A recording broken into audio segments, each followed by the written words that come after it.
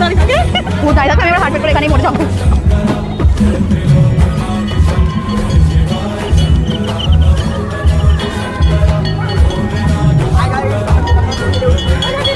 বল বল বল। আমরা কেদারনাথ মন্দিরে উঠছি কিন্তু সোজা ওঠার দরকার। কেদারনাথ তো পাহাড়, এদিন করে সোজা যাবি না, ঘুরে ঘুরেই ওঠে। এরা তো যায় অভিরা, আমি জানি। বাজিয়ে নেই মনে খাবো না, ফোনে যাবে চলে আয়। ওই এখান থেকে তো বসে পড়লে সুন্দর চলে যেত। সিসিটিভি কোথায় আছে?